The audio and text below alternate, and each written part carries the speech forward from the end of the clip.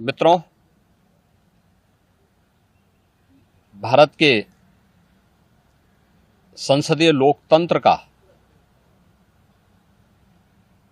एक काला अध्याय आज से ठीक 50 वर्ष पूर्व आज के दिन ही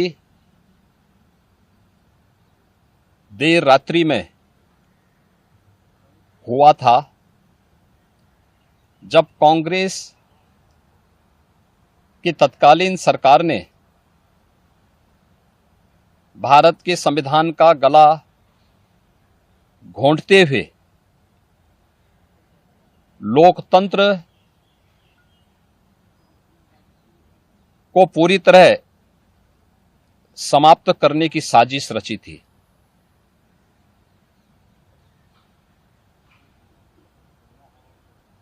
पच्चीस जून 1975 रात के अंधेरे में श्रीमती इंदिरा गांधी जी के नेतृत्व में कांग्रेस की सरकार ने कैसे भारत के लोकतंत्र को नष्ट करने का प्रयास किया था। उस समय के सभी विपक्षी दलों के नेताओं को, उसमें से अटल बिहारी वाजपेयी जी, से मोरारजी देसाई जी, से जयप्रकाश नारायण जी, से लाल कृष्ण आडवाणी जी और विपक्ष के सभी नेताओं को बंद करके लोकतंत्र के गले को पूरी तरह घोंटने का प्रयास किया था।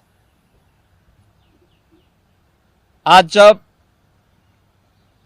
50 वर्ष के उपरांत हम इमरजेंसी की उन यादों को स्मरण करते हैं, तो स्वाभाविक रूप से कांग्रेस में चेहरे बदले होंगे, लेकिन उसका चरित्र, उसके हाव भाव आज भी वही हैं जो 1975 में एक बर्बर चेहरा उस समय में कांग्रेस पार्टी का देखने को मिला था। कहने संविधान की मूल आत्मा कही जाने वाली प्रेम्बल में संशोधन करके उसकी आत्मा को नष्ट करने का प्रयास किया था। कैसे कांग्रेस ने उस समय देश के नागरिकों के मौलिक अधिकारों को पूरी तरह प्रतिबंधित कर दिया था।